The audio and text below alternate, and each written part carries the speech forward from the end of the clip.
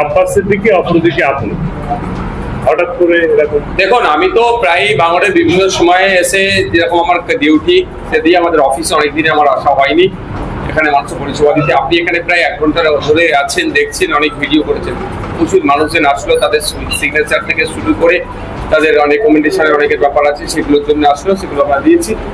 আর বড় ভাইজান আজকে জানেন আপনারা বিশ্ব মানবতার প্রতীক, যিনি সর্বকালের শ্রেষ্ঠ মহান পুরুষ হযরত মুহাম্মদ সাল্লাল্লাহু আলাইহি ওয়াসাল্লামের আজকের আবির্ভাব দিবস বা আগমন দিবস, পৃথিবীর বুকে তিনি আজকে পদার্পণ করেছিলেন। তো তার আজকে যেহেতু তিনি পদার্পণ করেছিলেন, সেই জন্য সারা পৃথিবী আজকে খুশি মানাচ্ছে, আমারও মানুষ আজকে খুশি মানাচ্ছে। ধর্মীয়ভাবে এখানে একটা ধর্মীয় সভা আছে, সেই সভাতে তিনি আজকে এসেছেন। গতকালকে বাহারুল ইসলাম, যিনি জেলা পরিষদ, তিনি বললেন যে নবিয়ানা মেম্বারে আব্বাস সিদ্দিকী রাজনীতি করতে আসছে। ওদের মতো বোকা বোকা কথা কেন কথা বলছে? যদি প্রশ্ন করা হয় তাহলে রমজান মাসে যে ইফতার খেতে গিয়ে মাথায় ঘুমটা কেনে মাথায় টুপিতে বসে সারাদিন হয়তো রোজা রাখনি, সেগুলো কি ছিল? প্রশ্নগুলো অনেক কিছু হয়ে যাবে। ওদের কথা যত কম বলবেন তত ভালো। বামেদের সঙ্গে আপনাদের জোট কত? যেহেতু আপনি দেখুন, আমি 2021 সালে আমরা বাম কংগ্রেস আইএসএফ জোটে এসেছিলাম। আমরা 2026-এ আমরা চাইছি জোটটা তাড়াতাড়ি হোক, মানুষের কাছে পৌঁছাক, মানুষ যাতে করে বুঝতে পারছে এখন যে একটা বিকল্প খুঁজছে, বিজেপি তৃণমূলকে হারাতে হবে, তাই বিকল্প শক্তি হিসেবে আমাদেরকে আমাদেরকে গড়ে তুলতে হবে। বিজেপি তৃণমূলের বাইরে আমাদেরকে নিজেদেরকে গড়ে তুলতে হবে। সেখানে left front, Indian national Congress, ISF, আরো যে সমস্ত রাজনৈতিক দলগুলো আছে এবং অনেক সামাজিক দল যারা বিজেপি তৃণমূলের হাত থেকে পরিত্রাণ পেতে চাইছে, তাদেরকে নিয়ে আমরা জোট করতে চাইছি। আমরা প্রথম পর্বের চিঠি বামেদের চেয়ারম্যান শ্রদ্ধেয় সম্মানীয় বিমান বসু স্যারের কাছে পাঠিয়েছি। প্রয়োজনে আমরা আবার তাদের সাথে কথা বলবো এবং দ্রুততার সাথে এগুলোকে একটা ওয়ে আউট বার করবো। যদি বামফ্রন্ট না জোট করে আপনারা কি এককভাবে লড়াই করবে? প্রথম কথা হচ্ছে, যদি জোট না করে প্রশ্ন আসবে কেন জোট করবে না? যেহেতু মানে ঊর্ধ্বতর লেভেলে বাম যদি না জোট করে প্রশ্ন আসছে না, আমি আশা করবো জোট করবে। কারণ তৃণমূলের সঙ্গে দ্বিতীয় কথা হচ্ছে, আমরা রাজনীতির ময়দানে এসেছি, যে ইলেকশন গুলো আসবে কন্টেস্ট আমাদের করবো।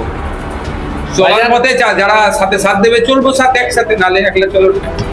ভাইজান অনির্বাণ হাস্যকর ব্যঙ্গ ভিডিও করেছেন, আপনারা দেখেছেন দিলীপ ঘোষ থেকে, শতরূপ থেকে, এমনকি আরো অনেক নেতাদের নিয়ে ব্যঙ্গ একটা ভিডিও করেছে এবং অনেকে কেস করেছে, সেটা নিয়ে আপনার মতামত? আমি সত্যি আমার সময় হয়নি দেখবে একটা, এই যারা তৃণমূলের নেতারা যা ব্যঙ্গ করছে, যা নাটক করছে, ওই দিকে সময় পার করতে পারছি না।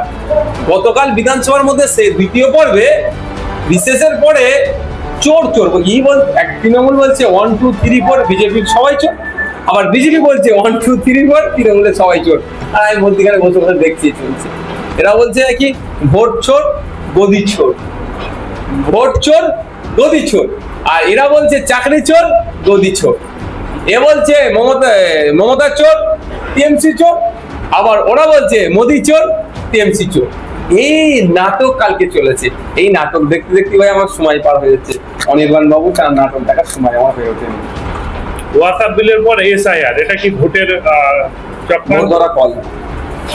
এই নিয়ে অনেক আলোচনা আছে। আমি ছোট্ট কথা বলবো, দেখেছো নওশাদ সিদ্দিকী সুরে সুর মিলাচ্ছে। আমি একটা কথাই বলি, রাজ্য সরকারের অনেক নেতারা কি বলছে এসআইআর হতে দেবো না, কিন্তু ইসিআই এর CEO chief electoral officer mail করলো নবান্নকে যে আমরা এসআইআর করবো এই মর্মে।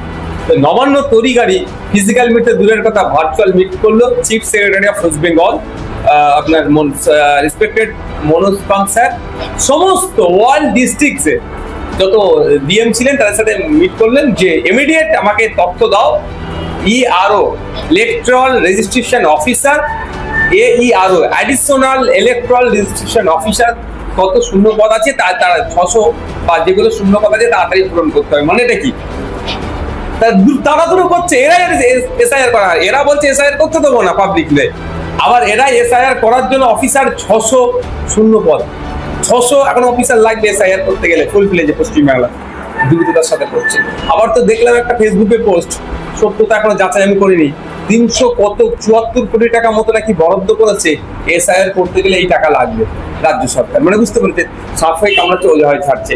আমি একটা কথা বলি, ইতিপূর্বে ভারতবর্ষে 12 থেকে 13 বার এসআইআর হয়েছে। 2002-এ ওয়েস্ট বেঙ্গলে লাস্ট এসআইআর মানে এই ধরনের হয়েছে, 28 লক্ষ নাম বাদ করেছিল, তখন হয়ে চিৎকারটা নিচে হয়নি। তো আমি আজকের দিনে বলছি এসআইআর পদ্ধতি মেনে হবে, আশা করব। যদি পদ্ধতির বাইরে গিয়ে কাউকে ডিভোটার হ্যান ত্যান ঘোষণা করে, আমরা লড়াই চলবে। কিন্তু প্রশ্ন একটা, যে মমতা ব্যানার্জি বলছে এসআইআর হতে দেবো না, বা তার দল বলছে, তাহলে কেন অফিসার নিয়োগ করছে? আর কিছু লোক চিৎকার করছে এসআইআর করে নাকি এ করে দেবে, হ্যান করে দেবে, তেমন করে দেবে। তাহলে আমি তার প্রশ্ন এটাই, তাহলে কি করবে? আপনারাই বলুন কি করতে হবে। যদি বৈধ কিছু কথা হয় তাহলে সেই তাদের পরামর্শ অনুযায়ী চলবে। আমার কথা নাকি অনেকের পছন্দ হয়। আমরা একটা কথা বলেছি যে আতঙ্কিত হবেন না।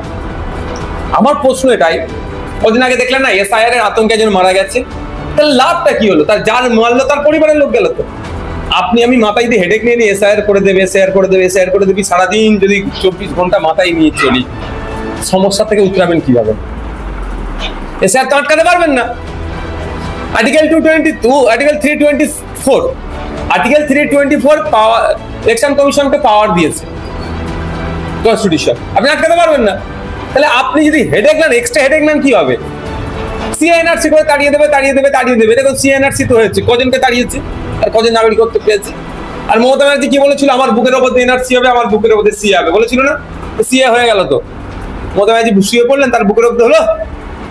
তো এসআইআর গল্প শোনালো, দেখবেন এসআইআর করতে মমতা ব্যানার্জি আগে দেবে, এটা মাথায় রাখবেন। আমাদের বক্তব্য হচ্ছে আতঙ্কিত হবেন কেন? আপনি আতঙ্কিত আপনি যদি ভয় পেয়ে যান, তাহলে সমাধান কিভাবে করবেন? দেখবেন অনেক সময় টেনশনে পড়ে গেলে মোবাইলে লক, আমাদের সবার প্যাটার্ন লক, সংখ্যা দিয়ে লক থাকে, তো খুলতে পারে 3-4 বার করে মারতে, তারপরে খুলে, মাথায় চাপ পড়ে গেলে। তা আপনার সমস্যা থেকে উঠতে গেলে মাথায় চাপ নিলে হবে না, মাথাকে কুল রাখতে হবে, ঠান্ডা হয়ে যে সমস্যাকে সমাধান করতে। এইটা বক্তব্য আমার। আর এই বক্তব্য দিলে তো আর তৃণমূলের কোলে উঠে লোক করবে না। ওই জন্য কিছু তৃণমূলের ভাতাজীবী আছে, তারা আমাদেরকে কিস্তি খারাপ করছে। আচ্ছা, শওকত মোল্লা বললেন যে 2026 বিধানসভা ভোটে আব্বাস সিদ্দিককে ক্যানিং গ্রুপ 2 ভাইকে 2 বিধানসভাতে দাঁড়ানোর বার্তা দিয়েছেন, যে হারিয়ে বাড়ি পাঠানো হবে। কিন্তু আমরা দেখেছি স্কুল বোর্ডকে, মাদ্রাসা বোর্ডে, সেখানে কিন্তু আইএস এর নমিনেশন দিতে পারে থানার সামনে। তারপরে তিনি সবাইকে ফুলের মালা দিয়ে আবরণ করে গণতন্ত্রকে বিপন্ন করে সবুজ আবির মারছে। কতদিন ভাই? লাঠি সুতা বন্দিস্থল দিয়ে চিরস্থায়ী হওয়া যায় না। হিটলারের ইতিহাস করবেন। জার্মানিটা চেয়েছিল সারা পৃথিবীতে এক জাতি থাকবে, একটা থাকবে, সবটা চেয়েছিল। কিন্তু আজকে কি দেখেন, হিটলার ইতিহাসের পাতায় ঠাঁই হয়ে গেছে। তো এই ক্ষমতার অপব্যবহার করে কেউ যদি মনে করে সবটা হয়ে যাবে, অত সহজ নয়। ডায়লগ 2026 আমরা বুঝিয়ে দেবো। বাংলায় কিছু একটা চলছে, এই বাংলায় কিছু একটা হচ্ছে, দফায় দফায় উৎপত্তি ঘটাবে। সেই বাংলার খবরে চোখ রাখবো আমরা। পশ্চিম বাংলায় হচ্ছেটা কি, চোখ রেখে প্রশ্ন করবো আমরা। ইনসাফ টিভি মানুষের কণ্ঠ।